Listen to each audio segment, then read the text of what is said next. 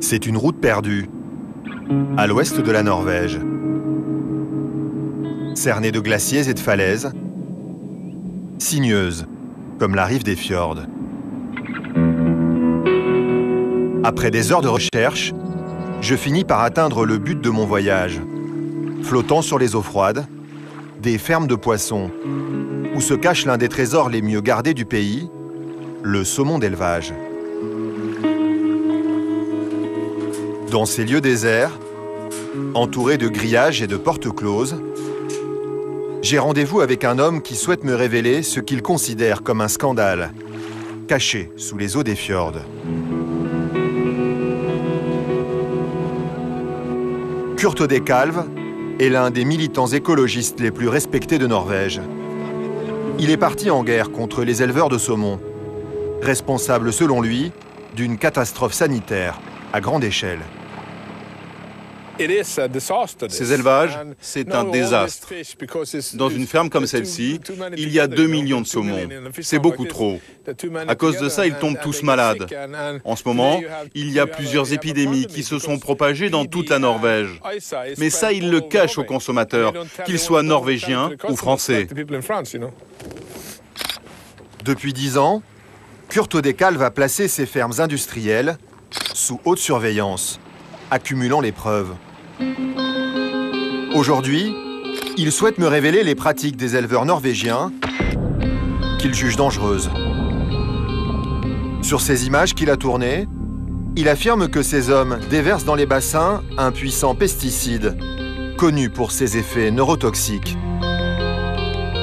Ils doivent s'en protéger derrière des combinaisons et des masques à gaz. De la chimie pour soigner les saumons, rongés de parasites et de maladies qui pullulent dans les élevages. Dans les saumons, on trouve de l'évomactine, du diflubenzéron, toutes sortes de produits chimiques. C'est dégoûtant ces trucs. Il n'y a rien à manger là-dedans pour un être humain. Vous savez, le saumon norvégien, c'est la nourriture la plus toxique du monde. Des poissons toxiques, alors qu'ils sont couramment vendus dans nos supermarchés. Et le saumon de Norvège ne serait pas la seule espèce concernée. Pour vérifier ces accusations, j'ai enquêté plusieurs mois dans les coulisses de l'industrie du poisson. C'est l'aliment santé par excellence. Recommandé par les médecins et les nutritionnistes, le poisson a gardé l'image d'un produit sain et naturel. Sa chair renferme pourtant bien des secrets, parmi les plus toxiques de l'industrie agroalimentaire. De la Norvège jusqu'au Vietnam, en passant par la Suède et le Danemark, j'ai remonté les filières de cette industrie planétaire. Poissons d'élevage, produits de la pêche, mais aussi plats cuisinés, plongés dans les eaux troubles d'une filière hors de contrôle, qui déverse à notre insu un dangereux cocktail de produits chimiques dans nos assiettes.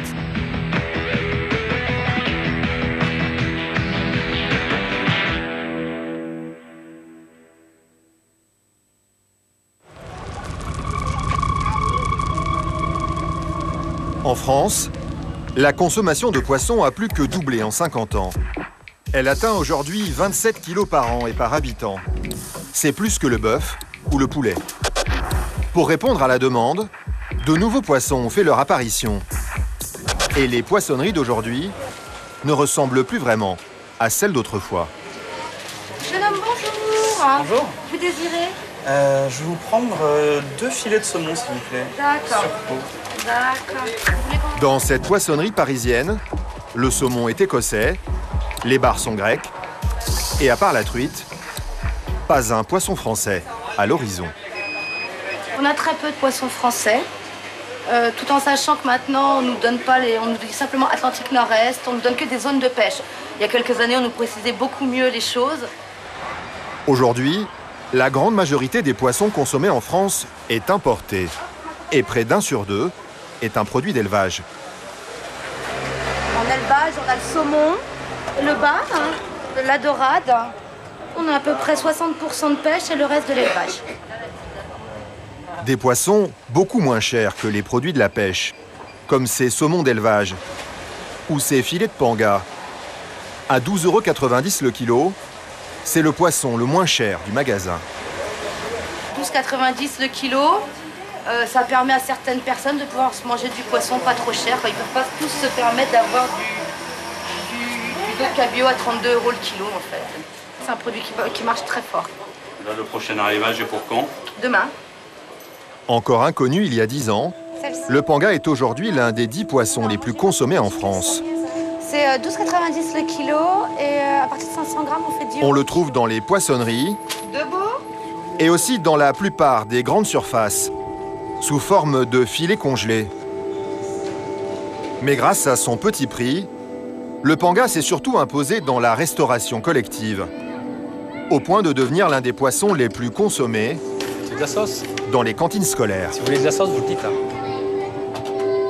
Comment ce produit d'élevage parvient-il à afficher des prix aussi bas? Et que trouve-t-on exactement dans la chair de ces poissons, servis à nos enfants? Bon appétit!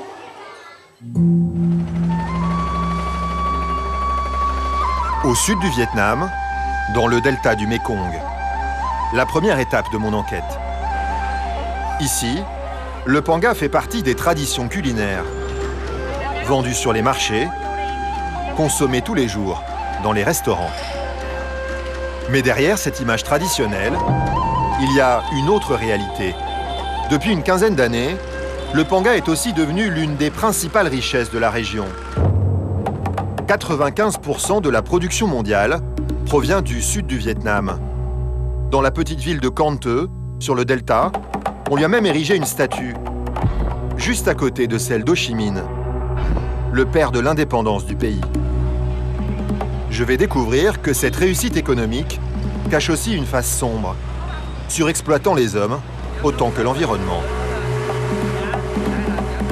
Sur le fleuve, j'ai rendez-vous avec un homme pressé, celui que les Vietnamiens appellent le roi du panga, Monsieur Minh. En 15 ans à peine, il a amassé la 4e fortune du pays grâce à ses fermes d'élevage. Il exporte du panga dans plus de 30 pays, dont la France. Pour la première fois, il a accepté d'ouvrir ses portes à des caméras de télévision. Bonjour, Monsieur Minh. Les gros poissons sont en train de manger là-bas. Non, on va plutôt leur montrer les petits poissons. Ils sont plus gourmands. Allons là-bas. La fortune de Monsieur Minh se trouve tout entière sous l'eau de ces bassins. Pour en comprendre l'ampleur, il faut venir ici tôt le matin et assister au spectacle du petit déjeuner.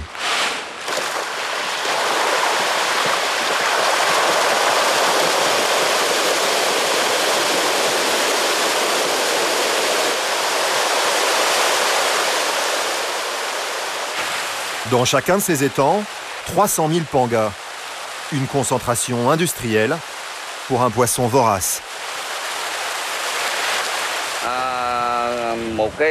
Ces pangas, on les fait manger 2 fois par jour.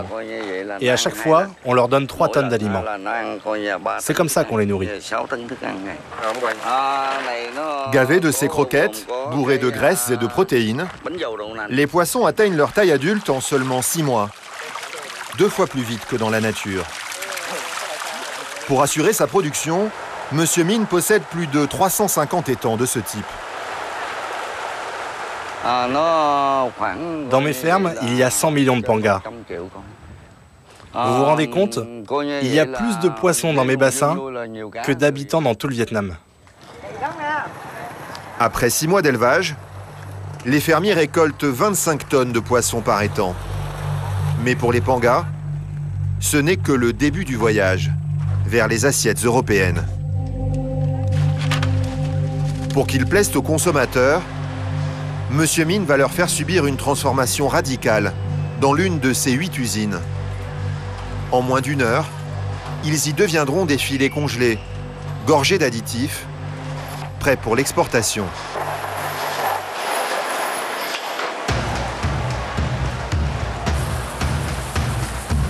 Pour préparer ce poisson, vendu à bas prix sur le marché européen, plus de 1000 ouvrières transforment jusqu'à 100 tonnes de panga par jour.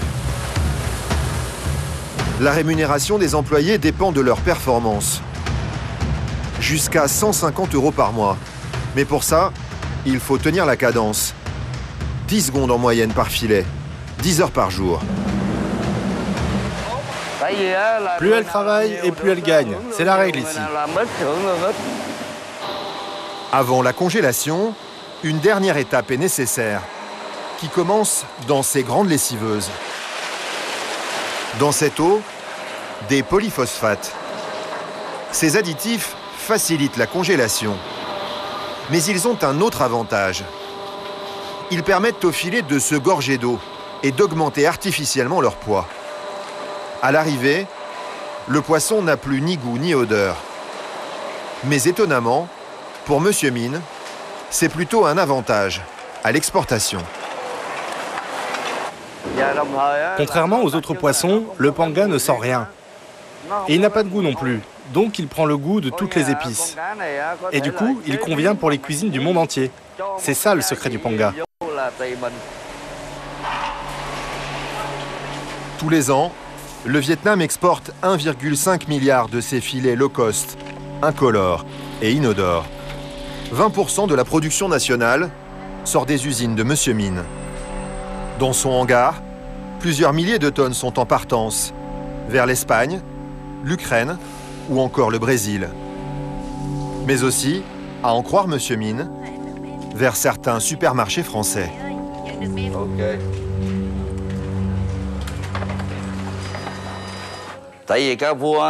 Ça, c'est la facture de notre poisson qui part chez Carrefour. Ça passe par un intermédiaire car Carrefour n'achète pas en direct. C'est un grossiste qui nous achète la cargaison et qui en revend une partie à Carrefour. Regardez, c'est ce grossiste, basé à Paris. Dans les pangas de Monsieur Mine, nous n'avons constaté aucun problème sanitaire.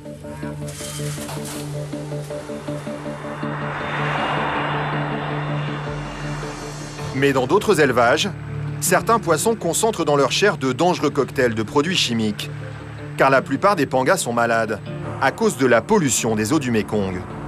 Monsieur Huynh est le représentant local du WWF, une association qui en 2009 a inscrit le panga sur sa liste rouge des produits dangereux pour l'environnement et pour le consommateur. Là, regardez, c'est une ferme d'élevage. Il y a des pangas juste là. Les pangas de cette ferme sont élevés dans une eau directement pompée dans ce canal, l'un des milliers de petits affluents du Mékong où se concentre la pollution. La pollution se voit à l'œil nu. Il n'y a qu'à comparer la couleur de l'eau dans ces petits canaux avec celle du fleuve principal. Ici, c'est beaucoup plus sombre. C'est à cause des activités humaines, tout autour. Dans ces canaux, plusieurs millions de Vietnamiens déversent quotidiennement leurs déchets domestiques. La région est aussi le premier exportateur mondial de riz, une culture intensive qui pratique l'épandage massif de pesticides. Face à ce cocktail de polluants, les eaux atteignent la cote d'alerte.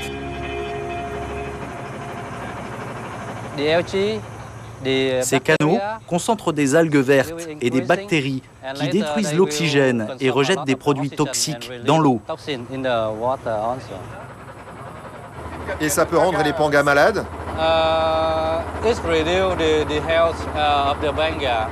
Oui, bien sûr.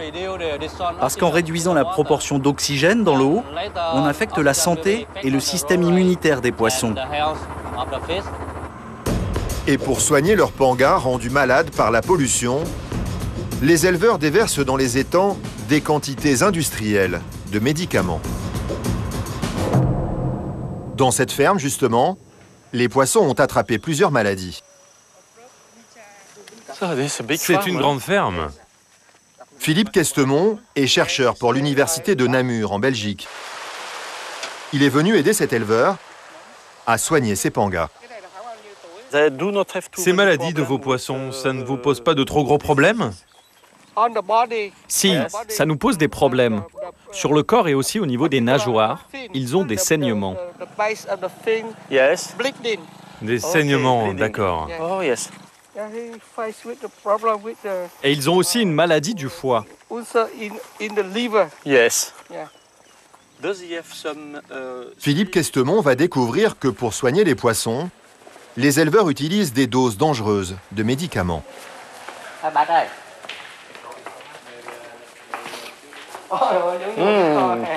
Oh là là, mais c'est bourré de produits chimiques ici. Oui, oui, là vous voyez, ce sont des antibiotiques. Dans ce local à pharmacie, plusieurs centaines de boîtes d'antibiotiques de toutes sortes. Massivement employés dans cet élevage, ils y provoquent une réaction en chaîne. Le problème étant qu'il y a toujours des résidus, ça se retrouve dans l'environnement et à terme, les bactéries deviennent résistantes à ces antibiotiques. Régulièrement administrés aux poissons, ces antibiotiques renforcent les maladies qu'ils sont censés combattre, obligeant les producteurs à augmenter les doses. Un cercle vicieux, car aujourd'hui, plus aucun éleveur ne peut y échapper. Si le poisson consomme des antibiotiques, il va en fixer une partie dans ses tissus et puis il va les libérer sous forme de résidus via les excréments, via l'excrétion. Et ensuite, ces résidus d'antibiotiques peuvent se retrouver dans les canaux. À la limite, peuvent d'ailleurs même rentrer dans d'autres piscicultures, puisque ces canaux sont aussi utilisés par d'autres pisciculteurs. Pour enrayer ce cercle vicieux, Philippe Questemont tente de promouvoir des médicaments moins polluants. Mais ils coûtent beaucoup trop cher pour les éleveurs, qui se plaignent du prix d'achat de leurs poissons par les distributeurs occidentaux. Oh yes, sulfadiazine. Nos coûts de production sont de 23 000 dong le kilo. Mais notre prix de vente n'est que de 22 000 dong, donc nous perdons déjà de l'argent. D'accord. Augmenter vos coûts, ce n'est pas bon pour le business. Après les antibiotiques, Philippe Questemont va faire une découverte encore plus inquiétante. Ici aussi, il y a du stock. Fumarate, manganèse, gluconate, copper gluconate. Ça, ce ne sont pas des antibiotiques. Ce sont plutôt des produits chimiques. Des pesticides.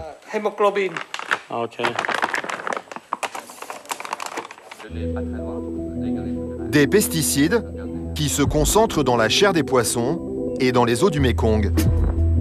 Des croquettes qui font grandir les pangas 2 fois plus vite que des aliments naturels. Et une concentration record de poissons dans les étangs. Ces conditions d'élevage mettent-elles en danger la santé des consommateurs? Au Vietnam, c'est ici que s'arrête mon enquête, car aucune étude scientifique indépendante n'a été menée sur le sujet. Pour connaître la réponse, j'ai dû me rendre dans un pays qui a poussé plus loin encore l'utilisation des produits chimiques et les techniques d'élevage industriel.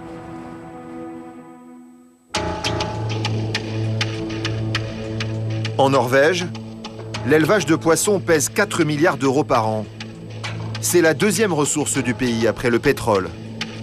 70% des saumons consommés en France proviennent de ces fermes, directement immergées dans l'eau des fjords. Mais dans ce monde secret et opaque, les journalistes ne sont pas les bienvenus. Et aucun éleveur n'a accepté de nous ouvrir ses portes.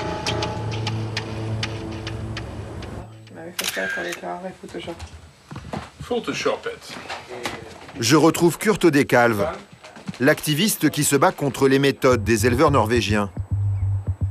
Pour percer les secrets des fermes d'élevage, son organisation s'est dotée de moyens dignes d'un film d'espionnage. Ce bateau et aussi ce robot sous-marin, avec lequel il sonde les eaux des fjords.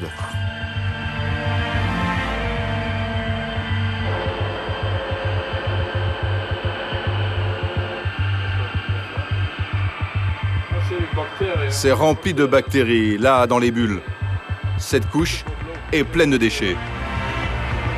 Sous les élevages, des montagnes de sédiments hautes de 15 mètres, où se mélangent les restes d'aliments et de produits chimiques, déversés chaque jour dans les fermes.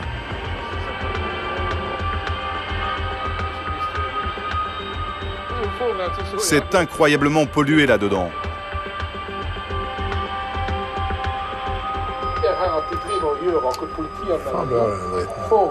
On trouve quoi dans ces sédiments? C'est tous les produits toxiques qui servent à tuer les parasites. Et il y a aussi des excréments de poissons. Le fond des fjords est totalement détruit. C'est comme une usine à gaz. On y trouve même des restes de ces pesticides qui étaient utilisés pendant la Première Guerre mondiale pour gazer les soldats.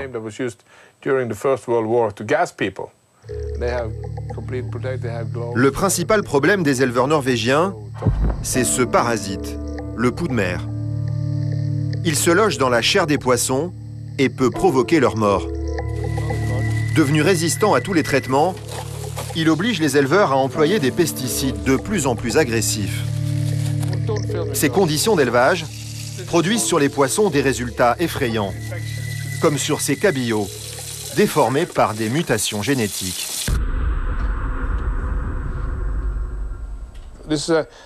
Ça, c'est un cabillaud échappé d'une ferme. Dans les élevages, presque 50% des cabillots naissent comme ça. Ils ne peuvent pas fermer la bouche. C'est une mutation génétique. Il faut 8 générations pour que ça disparaisse. En plus, ces cabillots mutants se reproduisent avec des cabillots sauvages. Regardez comme ils sont beaux. Vous n'avez pas envie de manger ça. Mais comme ils leur coupent la tête, vous ne le saurez jamais. Les saumons subissent également des transformations moins visibles, mais tout aussi inquiétantes. Voyez cette queue. Elle est beaucoup plus petite que sur un saumon sauvage. Et ici, la peau ne couvre pas les branchies. Ce n'est pas normal. Et le plus grave se trouve à l'intérieur du poisson. Quel enfer, regardez ça. C'est du poisson frais et sa chair se brise quand on tire. Ce n'est pas normal. Cette chair devrait être beaucoup plus élastique. Ce poisson ne devrait pas être consommé. Un saumon sauvage contient de 5 à 7% de gras. Celui-ci, de 15 à 34%.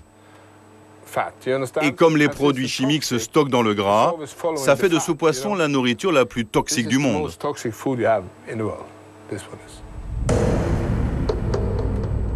Plus grasse, la chair des poissons d'élevage fixerait davantage les résidus chimiques. Et les observations de Kurt Odecalve sont aujourd'hui confirmées par les études d'un chercheur français. Jérôme Ruzin travaille pour l'université de Bergen, en Norvège. Il a mesuré la concentration des produits toxiques présents dans différents produits alimentaires. Et les résultats qu'il a obtenus sont édifiants. Les différentes couleurs représentent différents polluants. Ici, vous avez différents produits alimentaires. Hamburger, ça c'est du lait entier, des œufs, des pommes de terre, morue, saumon d'élevage. C'est incroyable ce graphique-là. On voit que le poisson d'élevage a des concentrations énormes par rapport aux autres produits. Par rapport aux autres produits, on voit très clairement que le saumon d'élevage contient beaucoup plus de polluants. Ce qui est, vous voyez comme moi la figure. Des poissons d'élevage 5 fois plus toxiques que tous les autres produits de nos supermarchés. Pour Jérôme Ruzin, la conclusion est évidente. En même temps. Vous continuez à manger du poisson d'élevage? Non. Non, je ne le fais pas. Depuis que vous avez fait ces études, vous avez arrêté? Oui. Il faut absolument éviter d'être exposé à ces polluants, de les ingérer et d'y être exposé. C'est une évidence. Car il n'a pas seulement mesuré ces polluants, il a aussi évalué leurs effets sur ces rats de laboratoire. Ça, c'est un groupe qu'on avait qui était un groupe contrôle. Donc la souris, elle mange une nourriture standard. Et puis ça, c'est un autre groupe qui a exactement la même nourriture, sauf qu'on y a inclus le saumon d'élevage. Pour ce groupe, nourri avec du saumon, il a obtenu un résultat extrêmement inquiétant. Ce qu'il y a ici, c'est le tissu adipeux, donc les graisses qui sont au niveau abdominal. Si tu vois ce qui se passe avec le saumon d'élevage, c'est assez impressionnant. Manger du poisson d'élevage les a rendus obèses et diabétiques. Si des organismes sont exposés à différents polluants, certains d'entre eux vont faire en sorte que ces organismes vont accumuler plus de lipides, plus de gras dans l'organisme. Et c'est pour ça que maintenant il y a une théorie qui est en train de se faire, qui dit que l'obésité serait aussi une conséquence de tous ces polluants qu'on a dans l'environnement.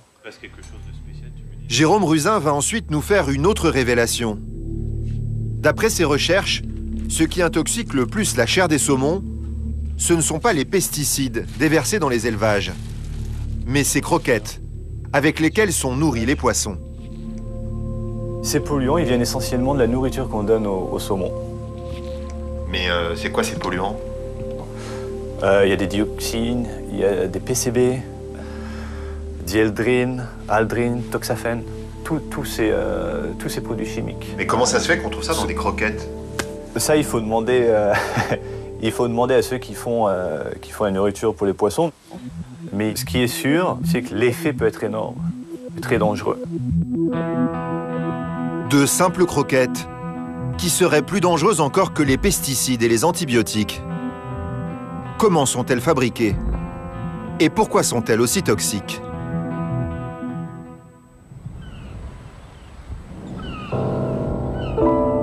Le petit port de Tiburon, à l'ouest du Danemark. Ici, les bateaux de pêche ne ravitaillent pas des poissonneries ou des supermarchés, mais cette usine d'aliments pour poissons. Finn Nielsen est le contremaître de l'usine. Sa spécialité, la voici. Voilà notre produit, ces croquettes.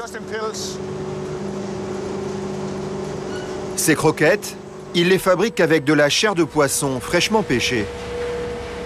Ce jour-là, une cargaison d'anguilles de sable qu'il aspire directement dans les cales des bateaux par ce tuyau qui les achemine jusqu'aux ateliers de transformation.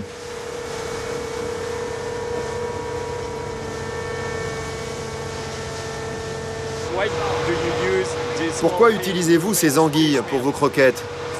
Parce que c'est un poisson gras. Il contient des protéines, mais aussi beaucoup d'huile. Ce qui l'intéresse, ce sont les poissons gras. Dans son usine, 20% proviennent de la mer Baltique. Et c'est là que le problème commence.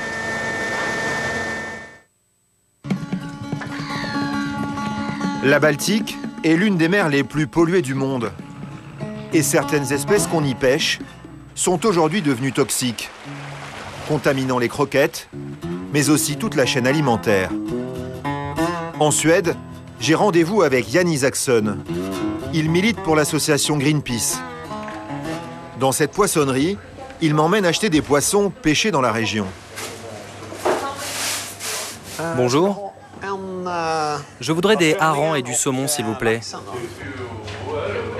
Mais avant de nous les vendre, la poissonnière va nous tenir un discours étonnant. Elle va nous mettre en garde contre sa propre marchandise. C'est du hareng de la Baltique. Faites bien attention. Ici, les gens savent qu'il ne faut pas trop en manger. Une fois par semaine, grand maximum. Et c'est pareil pour les anguilles. Et d'ailleurs, les femmes enceintes ne doivent manger aucun poisson de la Baltique. Si elle tient ce discours, c'est grâce au travail de Jan et du gouvernement suédois, qui ont lancé des alertes sanitaires contre les poissons de la Baltique, et notamment les poissons gras, comme le saumon ou le hareng.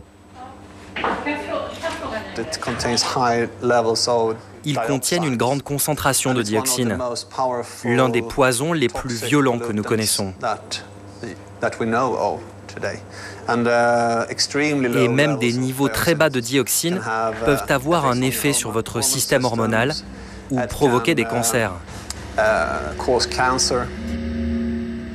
Pour trouver l'origine de cette pollution, pas besoin de chercher très loin. Essayons cette petite route-là. Il suffit de faire 1 heure de route en dehors de Stockholm, jusqu'à cette usine chimique qui transforme les arbres des forêts suédoises en papier.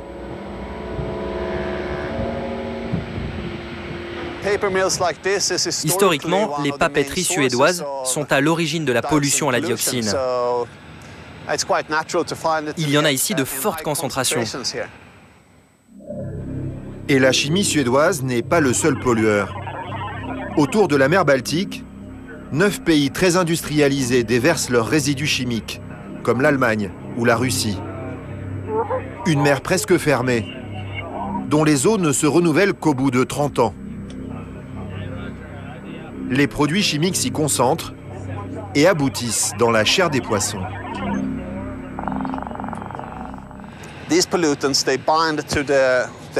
Ces polluants se fixent dans les parties grasses. Et c'est pourquoi le saumon et le hareng sont intoxiqués par ces polluants. Car leur chair est très grasse, ce qui leur donne un très bon goût. Mais en même temps, ils nous exposent encore plus à ces polluants.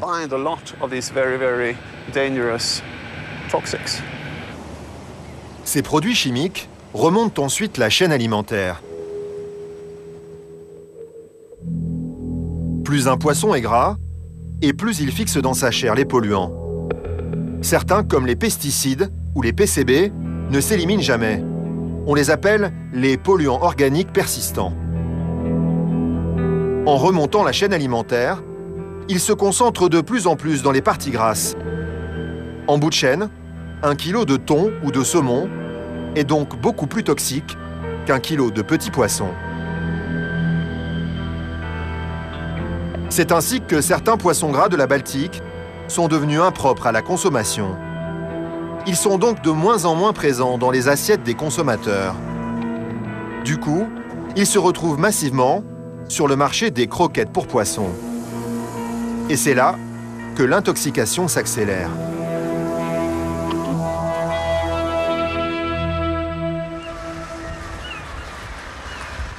Retour à Tiburon, dans l'usine de croquettes. Pour transformer les poissons gras, Finn Nielsen les cuit dans ses grands fours.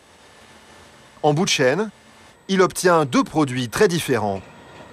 Cette poudre de protéines d'une part, et cette huile de poisson d'autre part.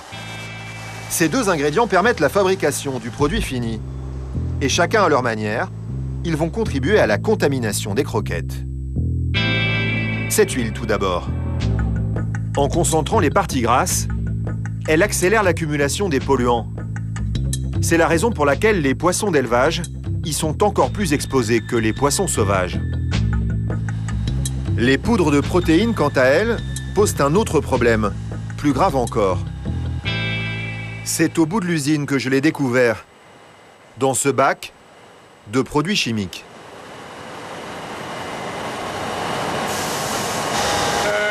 L'antioxydant rentre ici, dans la poudre de protéines. C'est de l'étoxychine. L'étoxychine, un produit que Finn Nielsen utilise abondamment, mais dont apparemment, il ne sait rien. Ça sert à quoi? Il se passe quoi si vous ne mettez pas de ce produit? Je ne sais pas ce que c'est. Je sais juste que je dois en mettre. À quoi sert ce mystérieux produit chimique? Et fait-il courir un danger aux consommateurs? Voici l'histoire d'un des secrets les mieux gardés de l'industrie agroalimentaire. À première vue, l'étoxychine n'a rien à faire dans une usine d'aliments. Le produit a été enregistré en 1959 par Monsanto, le géant américain de la chimie, dans la catégorie des pesticides. Il servait à traiter le caoutchouc, mais aussi les fruits et légumes. Son usage est strictement encadré et limité. Que fait-il dans des aliments pour poissons? La réponse se trouve en Suisse, à Genève, dans ce laboratoire de la répression des fraudes. Il y a 2 ans, Patrick Eder et Didier Ortelli ont eu la surprise de trouver de l'étoxychine dans la chair des poissons d'élevage, dans des concentrations extrêmement élevées, bien au-dessus des 50 microgrammes par kilo, autorisés dans les aliments. La valeur de référence, c'est 50. Donc on serait à ce niveau-là. Et on voit bien que dans nos poissons, on a mesuré jusqu'à 10 à 20 fois plus que cette norme-là, puisqu'on a des concentrations comprises entre 500, voire 800, presque 1000 microgrammes par kilo. Ouais, donc c'est massivement plus que la norme, quoi. C'est beaucoup plus que la norme. On voit que dans les poissons sauvages, il n'y en a pas, ce qui est logique puisqu'elles ne se nourrissent pas de farine de poisson.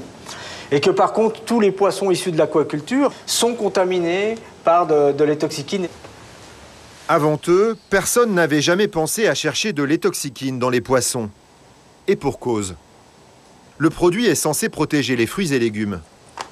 Mais les fabricants de farine lui ont depuis trouvé un autre usage. Alors en fait, il est mis dans les farines de poisson pour éviter que les matières grasses qui sont présentes rancissent, donc pour garantir la qualité des matières grasses. Le problème, c'est que les fabricants de croquettes n'ont pas prévenu les autorités sanitaires de ce changement d'utilisation. Résultat, le taux d'étoxyquine est sévèrement encadré dans les fruits et légumes, et même dans les viandes, mais rien concernant les poissons. C'est paradoxal, il y a une norme pour les bœufs et les poulets, mais il n'y a pas de norme pour les poissons. C'est même pire que ça, vous allez retrouver une norme pour les kangourous, pour les reptiles, mais il n'y a rien du tout pour les poissons.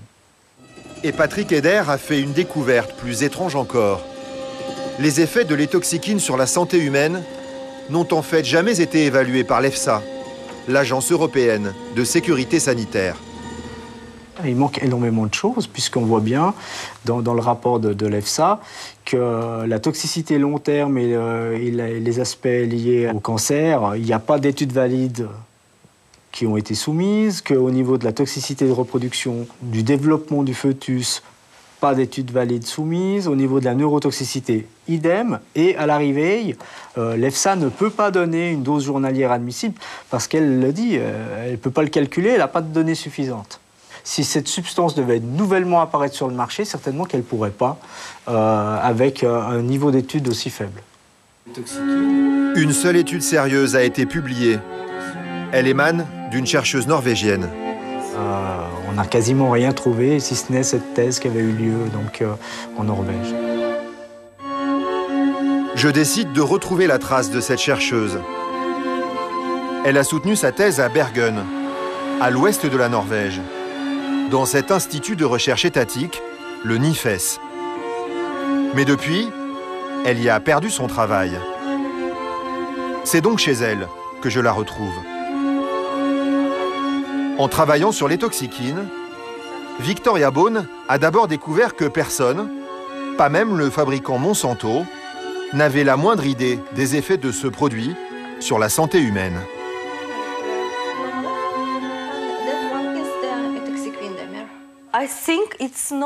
En fait, personne ne s'est demandé si c'était un produit sans risque. Ils ont juste supposé que ça ne posait pas de problème. Mais il n'y a pas eu d'analyse ? Non. Mais c'est fou. Tout ce qui entre dans nos aliments devrait être contrôlé. Oui. Après plusieurs années de travail, elle a fait 6 découvertes majeures sur ce produit, toutes plus inquiétantes les unes que les autres. J'ai découvert que l'étoxyquine a le pouvoir de traverser la barrière hémato-encéphalique du cerveau. Or, cette barrière a une fonction très importante. Elle sert à protéger physiquement notre cerveau contre les substances toxiques. Et aucune substance étrangère au corps humain n'est censée pouvoir la traverser. Mais les toxyquines, elles rentrent quand même dans le cerveau. Oui. C'est vraiment dangereux ? Bien sûr, oui. Et cette découverte devrait être publiée aussi vite que possible. Selon elle, une contamination du cerveau, mais aussi de probables effets cancérigènes. Le problème, c'est que depuis plusieurs années, Victoria Bone n'a pas pu publier un seul de ses résultats dans une revue scientifique. Qu'est-ce qui vous empêche de publier ces résultats ? Parce que je ne fais plus partie de l'Institut. J'ai perdu mon statut de chercheur. Et du coup, je n'ai pas le droit de publier mes recherches scientifiques. À la fin de sa thèse, et malgré ses nombreuses découvertes, Victoria Bone a en effet quitté l'Institut de recherche, officiellement de son plein gré. Mais je ne vais pas tarder à découvrir que la réalité est un peu différente de la version officielle. En fait, j'ai fini par décider que je ne voulais plus m'intéresser à cette question. Mais pourquoi? Vous avez fait 6 découvertes importantes. Vous me dites que vous avez envie de les publier.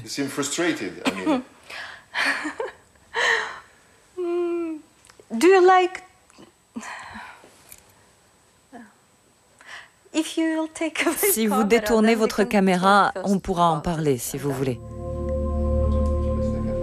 Hors caméra, Victoria Bone va affirmer avoir subi des pressions et même des tentatives de falsification de certains de ses résultats.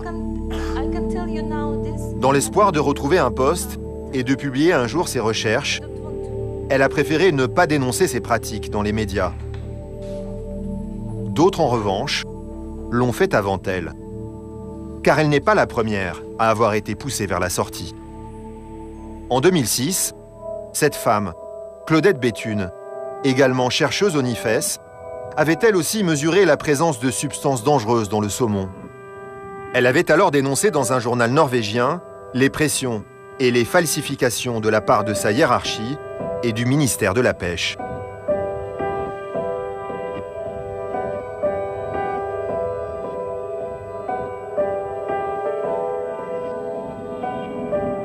Il y a 4 ans, des crédits de recherche sur les toxikines ont été coupés par le ministère norvégien de la Pêche. Et selon Kurt Odekalv, cette décision pourrait avoir été prise sous la pression de la ministre de la Pêche en personne. Cette ministre a rédigé elle-même les règles sanitaires qui encadrent la profession. Elle dirige directement tous les organismes de contrôle sanitaire et aussi tous les instituts de recherche, comme le NIFES. Et elle utilise ce pouvoir pour faire des choses pas recommandables. Elle oblige les instituts à abaisser les normes pour que les poissons toxiques puissent continuer à se vendre. Tout ça pour de l'argent. Avant elle, en Norvège, on n'aurait jamais vendu un poisson dangereux. Selon moi, cette ministre est vraiment totalement corrompue. Pour vérifier ces accusations, je décide de donner la parole à la principale intéressée. À Bruxelles, dans les allées d'un salon professionnel, j'ai rendez-vous avec la ministre pour 5 minutes d'interview. Mais le temps qui me sera imparti va s'avérer beaucoup plus court. Les chercheurs du NIFES voudraient travailler sur les toxikines, mais ils n'ont pas d'argent pour le faire. Vous allez rétablir les crédits pour qu'ils puissent travailler? Pardon, monsieur, mais je ne sais rien à ce sujet. Et en tout cas, je ne peux pas vous en parler maintenant. Pardon, monsieur. Nous sommes ici pour parler du salon du poisson et de rien d'autre. Assez vite, les chargés de communication mettent fin à l'interview. Monsieur, l'interview est terminée. Mais je n'ai pas pu poser toutes mes questions. Oui, mais c'est comme ça.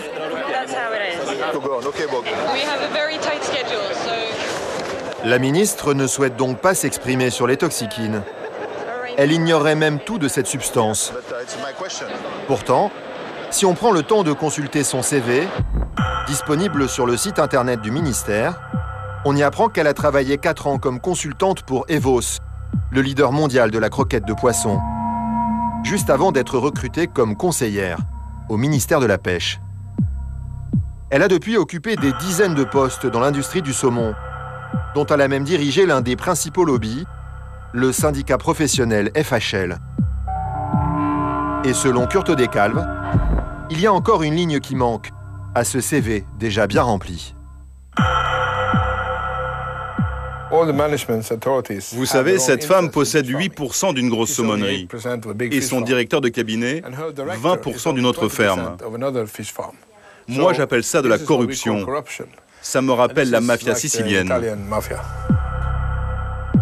L'accusation est peut-être outrancière, mais les faits sont là, masqués par un simple montage financier. Il m'a suffi d'examiner les registres de cette société, JMJ Invest. La ministre en est la principale actionnaire.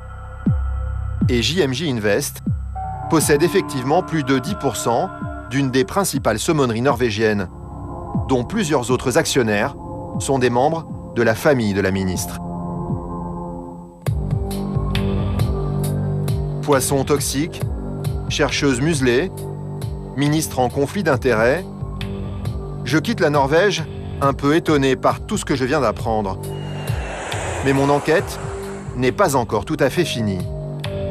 Il me reste à découvrir comment ces poissons se retrouvent parfois dans nos assiettes, sans même que nous le sachions. Il suffit pour cela qu'un industriel décide en toute discrétion de se tromper d'étiquette. Exactement comme dans le scandale de la viande de cheval.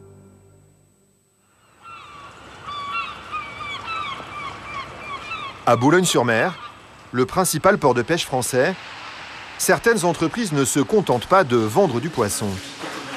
Elles fabriquent aussi un produit totalement inconnu des consommateurs, mais très utilisé dans les plats cuisinés.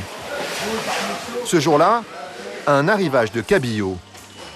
D'un côté, les filets s'entassent, et de l'autre, les déchets ne sont pas perdus pour tout le monde. Ici, ce que vous êtes en train de fileter, c'est du petit cabillaud. Luce Sergent travaille pour une entreprise spécialisée dans la transformation des déchets de poisson. Donc en fait, voilà, une fois qu'on a ôté le filet de cabillaud, en l'occurrence c'est un cabillaud, on voit qu'il reste encore pas mal de chair qu'on peut retirer par pulpage pour l'utiliser en agroalimentaire, dans des plats cuisinés, dans des rillettes par exemple.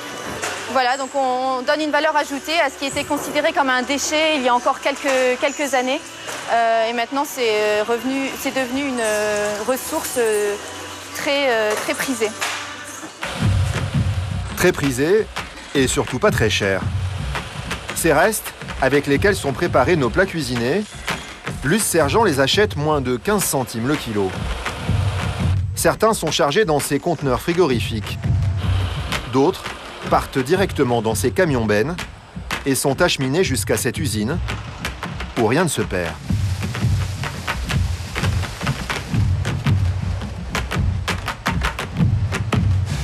Les peaux de poisson sont d'abord récupérées pour fabriquer des produits cosmétiques. Quant aux têtes et aux bouts de chair qui restent accrochés aux arêtes, ils sont en partie travaillés dans cet atelier. Mais à notre arrivée, toutes les machines sont à l'arrêt. Elles ont pourtant tourné très récemment. Mais juste avant notre visite, le patron du site a donné l'ordre d'arrêter la production. Ce qui le dérange, c'est par rapport à la filière en fait. Il a peur que ça choque le consommateur, qu'on montre la pulpe et que ça le... Ouais, mais il fallait nous le dire avant qu'on vienne. L'image que le patron voulait éviter, nous avons tout de même réussi à la filmer et à la dérober dans un autre atelier. C'est cette pulpeuse en pleine action. En écrasant les déchets, elle en extrait cette bouillie informe et pas franchement appétissante, qu'on appelle la pulpe. Une fois lavé, voici à quoi ressemble le produit fini. Celui-ci a été fabriqué avec les restes d'un poisson gras, la truite. Qu'est-ce qu'on peut faire avec une pulpe comme ça, par exemple? C'est utilisé dans des plats cuisinés en général, mais aussi beaucoup dans le pet food. Dans le pet food. Donc pour l'alimentation des chiens et des chats. L'intérêt de ce produit, c'est d'abord son prix. La pulpe se vend autour d'1,30 € le kilo, 10 fois moins cher que du filet de poisson. Elle est donc très prisée des industriels de l'agroalimentaire. D'autant plus que rien ne les oblige à indiquer sur leurs produits qu'ils contiennent de la pulpe. Une usine de plats cuisinés dans l'ouest de la France. Ce matin, les équipes de la répression des fraudes font une inspection surprise. Bonjour, Monsieur Emmerich, directeur département de la protection des populations. Bonjour, bienvenue. Jean-Michel Emmerich est venu inspecter les stocks de cette grande marque d'agroalimentaire. Et notamment cette brandade de morue, dont il veut vérifier la composition. Donc c'est la liste des ingrédients. Vous avez de l'eau, de la morue 23%, constituée exclusivement de cabillaud et de sel. Donc le professionnel du coup s'engage à ce qu'il y ait 23% de produits nobles dans ce produit. Produits nobles, façon de parler. Quand un plat cuisiné indique par exemple la présence de morue, sans rajouter la mention filet de poisson, c'est en général de pulpe qu'il s'agit. éliminez les bords, voilà. Vous prenez plutôt des morceaux au milieu. Jean-Michel Emmerich souhaite vérifier que la composition de ce bloc de pulpe correspond bien à ce qui est indiqué sur l'étiquette. C'est un bloc de chair de poisson aggloméré, puisque c'est un produit congelé. Donc évidemment, il est plus facile de dissimuler dans ce type de produit un mélange d'espèces en incorporant de la morue et d'autres espèces de poissons que lorsque c'est présenté en filet. Après le scandale de la viande de cheval, le poisson est également dans le collimateur de la répression des fraudes. Les échantillons prélevés sont transmis pour des analyses ADN au Laboratoire national d'analyse de Marseille, dirigé par Frédéric Saltron. Identifier des poissons est une procédure longue et complexe. Selon une récente étude américaine, une étiquette de poisson sur 3 serait mensongère. Et c'est le cas de notre échantillon de pulpe. Ça dit qu'il y a dedans plusieurs choses. Ça, c'est une bande qui est celle de la morue du Pacifique. Et ça, ce sont 3 bandes qui sont celles du colin d'Alaska, comme on voit là sur le témoin du colin d'Alaska. Donc là, grosso modo, on a morue du Pacifique et colin d'Alaska. Voilà, c'est ça. Mais ça, ils l'ont pas annoncé, colin d'Alaska. Non. Donc ça, c'est pas légal. Ça, c'est une anomalie. Il va falloir que le professionnel explique l'origine possible de ce colin d'Alaska dans la pulpe, dans cette matière première. Il ne faut pas exclure l'origine accidentelle. Et puis aussi, tout simplement, le colin d'Alaska est moins cher que la morue du Pacifique, donc ça pourrait être une fraude. Et vous avez aussi un autre type de fraude, c'est de faire passer un poisson d'élevage pour un poisson sauvage. Du colin à la place de la morue. Dans la pulpe, les substitutions d'espèces sont beaucoup plus fréquentes et posent un problème de traçabilité. Aujourd'hui, toute la filière poisson peut être concernée par des problèmes de sécurité sanitaire, à tel point que certains professionnels de la santé sont en train de changer totalement de discours sur le poisson. Jean-Loup Mouisset est cancérologue. Ce jour-là, il anime un atelier d'information sur les causes du cancer pour ces femmes toutes atteintes de la maladie. Notre objectif, c'est pas d'aller chercher le coupable, c'est plutôt de prendre des mesures qui vont permettre d'éviter la récidive. Et parmi les multiples causes qui peuvent favoriser le cancer, le poisson est devenu l'une de ses préoccupations. Recommandation simple, mangez peu de poissons, de gros poissons, saumon, thon, les gros poissons, une à 2 fois par mois. Vous mangez des petits poissons, riches en oméga 3 si possible. Pour quelqu'un qui a eu un cancer du sein, je vais recommander des petits poissons. Le poisson peut être problématique pour ma santé, c'est ça? Oui.